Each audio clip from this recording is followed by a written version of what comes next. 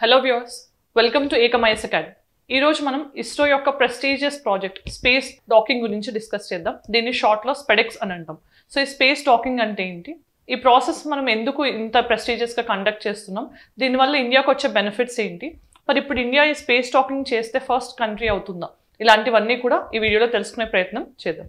So first మనం చూసే components ఏంటి, అసలు డాకింగ్ అంటే ఏంటి, డాకింగ్ అండ్ అన్డాకింగ్ అంటే స్పేస్ మిషన్స్లో దేని గురించి, అలానే ఈ స్పెడెక్స్ మిషన్ అనేది ఏంటి దీని గురించి, అలానే దీన్ని మనం కండక్ట్ చేయడంలో వచ్చే ఛాలెంజెస్ ఏంటి, దీన్ని ఇప్పుడు ఇస్రో ఇనీషియల్గా Jan 7th ప్లాన్ చేసి ఇప్పుడు Jan 9th దాన్ని పోస్ట్ పోన్ చేశారు. సో దాని గురించి తెలుసుకుందాం.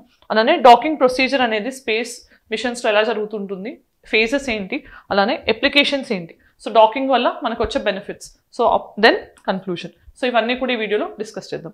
మరి ఇది సిలబస్ పాయింట్ ఆఫ్ వ్యూలో SNT especially space technology point of వ్యూలో ఇంపార్టెంట్ టాపిక్. సో మరి ఇప్పుడు మనం డిస్కస్ చేస్తుంది ఏంటి, ఈరోజు Jan 9th ISRO SpaDeX mission conduct చేయబోతోంది. సో అంటే ఇది ఆల్రెడీ PSLV C60లో భాగంగా మనకి 2 శాటిలైట్స్ని December 30th రోజు ఇస్రో లాంచ్ చేసింది. సో PSLV C60th మిషన్, దీంట్లోంచి మనం పంపించింది 2 శాటిలైట్స్. సో అవేంటి, చేజర్ అండ్ టార్గెట్. సో ఈ 2 శాటిలైట్స్ని ఆల్రెడీ మనం లాంచ్ చేసాం. సో ఇప్పుడు మనం ఏం చేయబోతున్నాం, మరి వీటిని లో ఎర్త్ ఆర్బిట్లో ఆల్మోస్ట్గా 550 meters దూరంలో వీటి రెండింటిని ప్లేస్ చేశారు. సో ఇప్పుడు డాకింగ్ చేయబోతున్నారు. డాకింగ్ అంటే ఈ 2 శాటిలైట్స్ కూడా డిఫరెంట్ డిస్టెన్స్లో డిఫరెంట్ ఆర్బిట్స్లో ఉంటే వాటంతట అవి వాటి మాన్యూవరింగ్ని మార్చుకుని ఆర్బిటింగ్ మార్చుకుని సేమ్ స్పీడ్ వచ్చే విధంగా మ్యాచ్ చేసుకుంటూ డాక్ అవ్వడం అంటే జాయిన్ అవ్వడం నే మనం స్పేస్ డాకింగ్ అని అంటాం అనమాట. సో 2 శాటిలైట్స్ కూడా డిఫరెంట్ ఆర్బిట్స్లో ఉన్నవి, డిఫరెంట్ స్పీడ్స్లో ఆపరేట్ చేస్తున్నవి, సేమ్ స్పీడ్తో వచ్చి 2 వాటంతట అవే జాయిన్ అవ్వడాన్ని డాకింగ్ అంటారు. సో అలా జాయిన్ అవ్వడం వల్ల మనకి కలిగే బెనిఫిట్స్ ఏంటి, మనం దీన్ని ఎందుకు కండక్ట్ చేయాలనుకుంటున్నాం అనేది ఇప్పుడు ఇంట్రెస్టింగ్ ఫ్యాక్ట్. సో మరి ఇక్కడ మెయిన్ ఎయిమ్ ఏంటి, ఇండియా ఈ స్పేస్ డాకింగ్ అనేది ఎందుకు చేస్తోంది అని అంటే, సో ఇండియా ఫ్యూచర్లో లాంచ్ చేయబోయే ప్రాజెక్ట్స్ లైక్ Chandrayaan 4 కానీ గగన్యాన్లో భాగంగా కానీ లేకపోతే మనం ఓన్ స్పేస్ స్టేషన్ని భారతీయ అంతరిక్ష స్పేస్ స్టేషన్లో భాగంగా బిల్డ్ చేసుకోవాలనుకుంటున్నాం. బట్ అన్నిటికీ కూడా ఈ స్పేస్ డాకింగ్ అనేది చాలా చాలా ఇన్స్ట్రుమెంటల్ అవబోతుంది, రైట్. సో ఫస్ట్ ఇక్కడ మనం డిస్కస్ చేస్తుంది అసలు what does docking in space mean. So docking అంటే ఏంటి, docking is nothing but joining of 2 different space crafts. అవి ఓన్గా అటానమస్గా వాటంతట అవే డాక్ అవ్వాలి. అంటే వాటి ఆర్బిట్స్ని చేంజ్ చేసుకుంటూ మాన్యూవరింగ్ చేస్తూ స్పీడ్స్ని యూనిఫామ్గా అచీవ్ చేసి అప్పుడు డాక్ అవ్వాలి. సో ఇక్కడ చిన్న మైన్యూటెస్ట్ డిఫరెన్స్ వచ్చినా కూడా డాకింగ్ బదులు ఏం జరుగుతుంది, కొల్లిషన్ వల్ల స్పేస్ క్రాఫ్ట్స్ అనేవి మనకి డ్యామేజ్ అయిపోయి మొత్తం కూడా స్పేస్ డెబ్రిస్ అవుతుంది. సో అలా అవ్వకుండా చాలా జాగ్రత్తగా technically so much sophisticated challenges involve అయిన ఎక్స్పెరిమెంట్ ఇది. సో అందుకని ఇండియా ఇప్పుడు దీనికోసం స్పెడెక్స్ మిషన్ని కండక్ట్ చేస్తుంది. సో ఇక్కడ మనం మెయిన్గా గుర్తుపెట్టుకోవాల్సింది డాకింగ్ అంటే 2 different స్పేస్ క్రాఫ్ట్స్ వచ్చి వాటంతట అవి జాయిన్ అవ్వడాన్ని మనం డాకింగ్ అంటాం. సో మళ్ళీ ఆ పర్పస్ అయిపోయిన తర్వాత సో డాకింగ్ అనేది ఎందుకు చేయాల్సి ఉంటుంది, జనరల్గా ఒక స్పేస్ క్రాఫ్ట్ని మనం స్పేస్లోకి పంపించిన తర్వాత దానికి ఒక మిషన్ లైఫ్ అంటూ ఉంటుంది. సో ఫర్ ఎగ్జాంపుల్ 5 years అనుకుందాం.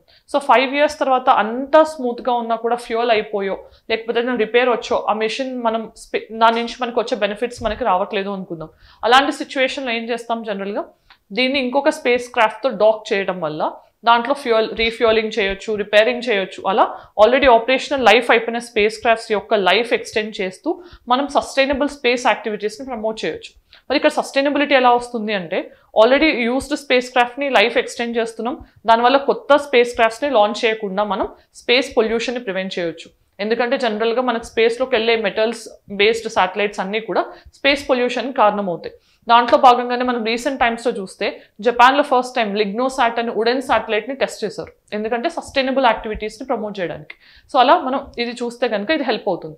సెకండ్ థింగ్, మనకి కొత్త కాస్ట్ ఆర్ కొత్త మిషన్ని లాంచ్ చేయాలంటే అది హైలీ కాస్ట్లీ ఎఫేర్. సో ఎప్పుడు కూడా ఇస్రో అనేది లో కాస్ట్ బడ్జెట్ మిషన్స్కి ఫేమస్. అలా మన కాస్ట్ సేవింగ్ మెజర్స్లో భాగంగా రీయూజబుల్ లాంచ్ వెహికల్ టెక్నాలజీని కూడా టెస్ట్ చేస్తున్నాం, దాంట్లో కూడా ఇది హెల్ప్ అవుతుంది అనమాట. సో మనం ఇలా కాస్ట్ సేవ్ చేసుకుంటూ స్పేస్ని ఇంకా సస్టైనబుల్ ఎక్స్ప్లోరేషన్స్తో ముందుకెళ్ళడానికి ఇస్రో అనేది ఈ డాకింగ్ని చేపట్టబోతుంది. దెన్ మనకి ఇక్కడ స్పెడెక్స్ మిషన్లో అసలు పర్పస్ ఏంటి, సో పర్పస్ ఏంటి అంటే ఫ్యూచర్లో మనం కండక్ట్ చేసే మిషన్స్లో డాకింగ్ అనేది చాలా ఇంపార్టెంట్. సో డాకింగ్ చేయడం వల్ల మనకు మెయిన్ బెనిఫిట్స్ ఏంటి, ఫర్ ఎగ్జాంపుల్ మనం భారతీయ అంతరిక్ష స్టేషన్ అంటే మన ఓన్ స్పేస్ స్టేషన్ని 2035 వరకు బిల్డ్ చేసుకోవాలనుకుంటున్నాం. మరి దీంట్లో భాగంగా మనం డిఫరెంట్ కాంపోనెంట్స్ని డిఫరెంట్ సిరీస్ ఆఫ్ జర్నీస్లో మనం అంటే దాంట్లో ఇంట్రడ్యూస్ చేస్తాం లో ఎర్త్ ఆర్బిట్లో, especially like international space station లాంటిది ఒక ఫుట్బాల్ స్టేడియం అంత సైజ్ ఉంటుంది. మరి అలాంటిది ఒకటే రోజులో మనం బిల్డ్ చేయలేము కదా. దానికోసం మనం సిరీస్ ఆఫ్ ఎక్స్పెరిమెంట్స్ కండక్ట్ చేస్తూ సిరీస్ ఆఫ్ కాంపోనెంట్స్ని డిఫరెంట్ ఫేజెస్లో పంపిస్తూ ఉంటాం. మరి వాటి అసెంబ్లీ కానీ ఇలాంటి వాటి అన్నిట్లో కూడా డాకింగ్ అనేది చాలా ఇన్స్ట్రుమెంటల్ రోల్ ప్లే చేస్తుంది. అందుకోసం అని చెప్పి స్పేస్ డాకింగ్ని ఇప్పుడు ఇస్రో కండక్ట్ చేస్తుంది.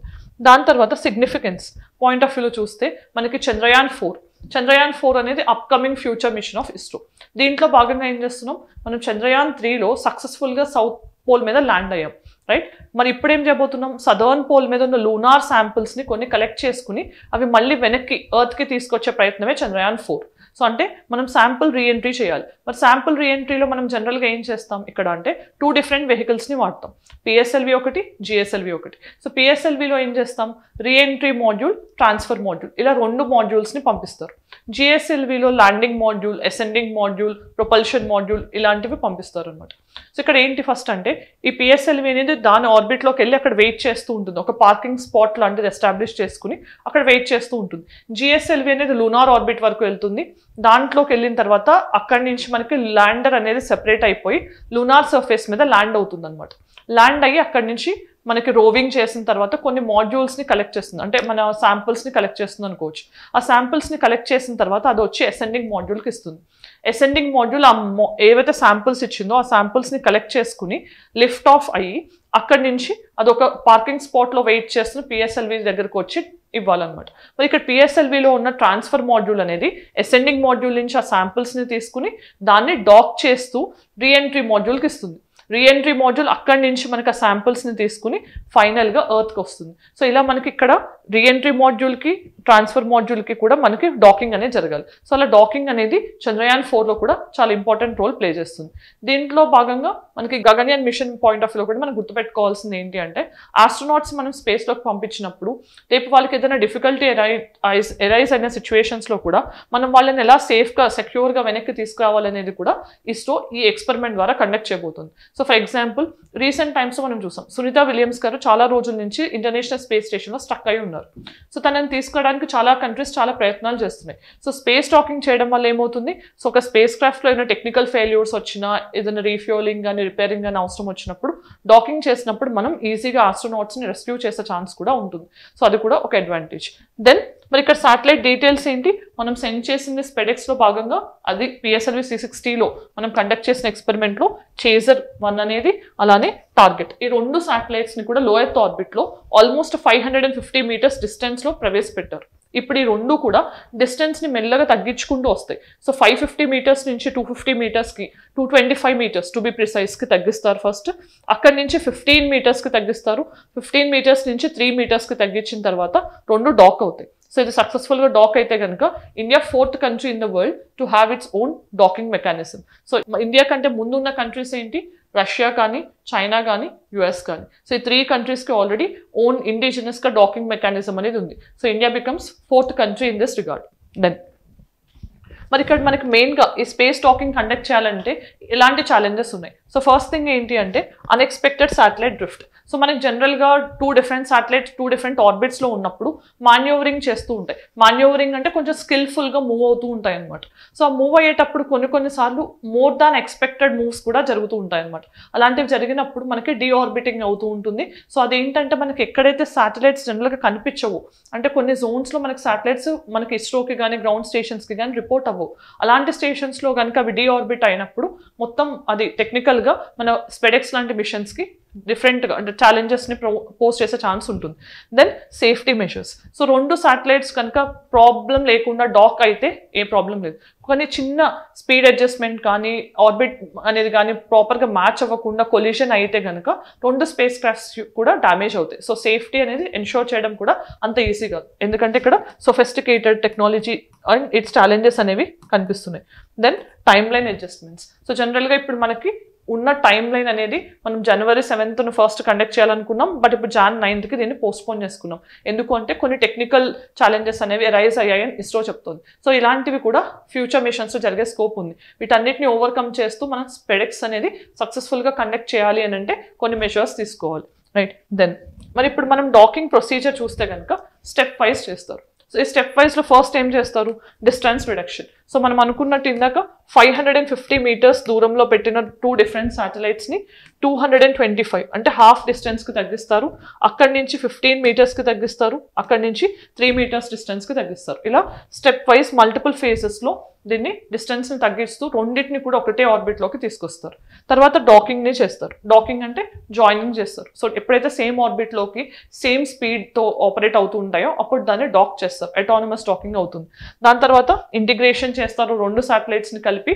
అండ్ దెన్ ఫైనల్గా ఈ స్పేడెక్స్ అనేది కానీ లేకపోతే డాకింగ్ ఎక్స్పెరిమెంట్ అనేది సక్సెస్ఫుల్ అయిందా లేదా అని టెస్ట్ చేస్తారు. సో ఇదంతా కూడా procedure involved in docking. Then ఇప్పుడు అప్లికేషన్స్ ఏంటి, మనం ఇంత చేయాల్సిన అవసరం ఏంటి అంటే మనకి మాడ్యులర్ స్పేస్ స్టేషన్స్ అసెంబ్లీ అనేది ఈజీ అవుతుంది. సో మాడ్యులర్ కిచెన్ అని వింటాం కదా, అంటే ఏంటి, ఫ్యాక్టరీ అసెంబుల్ లాగా మనం ఇన్బిల్ట్ అవి ఉంటాయి. సో వాటిని తీసుకొచ్చి జస్ట్ అసెంబుల్ చేసుకుంటాం. ఇక్కడ కూడా ఏం చేస్తాం, మనం భారతీయ అంతరిక్ష స్పేస్ స్టేషన్ BAS అనేది డెవలప్ చేసుకుంటున్నాం కదా, own space station of India 2035 target. So మరి దీంట్లో భాగంగా మనం అంతా స్పేస్ స్టేషన్ని చేయాలి అని అంటే డిఫరెంట్ కాంపోనెంట్స్ని డిఫరెంట్ ఫేజెస్లో క్యారీ చేయాలి. బట్ అన్నిటిని జాయిన్ చేయాలంటే కూడా డాకింగ్ అనేది చాలా ఇంపార్టెంట్ రోల్ ప్లే చేస్తుంది. Then Chandrayaan 4 mission. So lunar sample reentry mission కూడా దాంట్లో కూడా డాకింగ్ అనేది ఇంపార్టెంట్ రోల్ ప్లే చేస్తుంది. Then strategic importance. సో దీంట్లో ఏంటి, మనకి ఆల్మోస్ట్గా రష్యా, US అండ్ చైనా ఈ 3 countries ఎలైట్ క్లబ్ ఏదైతే ఉందో దాంట్లోకి ఇండియా కూడా ఇప్పుడు వచ్చి జాయిన్ అవబోతుంది. సో అలా ఇండియా యొక్క స్ట్రాటజిక్ ఇంపార్టెన్స్ అనేది స్పేస్ సెక్టర్లో ఎన్హాన్స్ అవుతుంది ఈ మిషన్ సక్సెస్ఫుల్ అయితే. దెన్ మరి ఇక్కడ కన్క్లూషన్ ఏంటి, సో ఇండియా అనేది ఎప్పుడు కూడా లో కాస్ట్ బడ్జెటరీ మిషన్స్కి చాలా ఫేమస్. సో దాంట్లో భాగంగా ఇప్పుడు కండక్ట్ చేసే స్పెడెక్స్ మిషన్ కూడా ఇండియా ఫ్యూచర్ మిషన్స్కి కావాల్సిన టెక్నాలజికల్ ఛాలెంజెస్ని ఓవర్కమ్ చేస్తూ ఇంకా ముందుకి ఫ్యూచర్ మిషన్స్ వెళ్ళడానికి ఇది చాలా హెల్ప్ చేస్తుంది. సో మరి దీనికి సంబంధించిన ప్రాక్టీస్ క్వశ్చన్ ఒకసారి ఇప్పుడు చూద్దాం. Which of the following technologies is critical to be developed and tested under SpaceX mission? So A, reusable launch vehicle technology, B, inter-satellite communication, C, automated resonance docking, and D, cryogenic propulsion. So మన వీటిలో ఏ technology అనేది మనం SpaceX or docking చేయడానికి చాలా important అనేది మీకు తెలిస్తే answer comment సెక్షన్లో చెప్పండి. Then mains question. Discuss the significance of ISRO's SpaceX mission in advancing India's capabilities in space docking technology. How does this technology contribute to future space flights and interplanetary missions? So ఇది 250 wordsలో answer చేయడానికి try చేయండి. మరి ఈ particular వీడియోలో మనం ISRO conduct చేయబోతున్న space docking గురించి, SpaDeX machine గురించి డిస్కస్ చేసాం. దీనికి సంబంధించిన ఆబ్జెక్టివ్స్ ఏంటి, ఇస్రో దీన్ని ఎందుకు ప్లాన్ చేసింది, అలానే ఈ ప్రాసెస్ ఎలా జరుగుతుంది, దాంతోపాటు ఏ కంట్రీస్కి ఈ డాకింగ్ టెక్నాలజీ అనేది ఉంది, ఇది ఏ పర్టికులర్ ఫ్యూచర్ మిషన్స్కి మనకు హెల్ప్ చేస్తుంది, ఇవన్నీ కూడా ఈ వీడియోలో చూడటం జరిగింది. If you like the video, do let us know in the comment section. Thanks for joining. All the very best.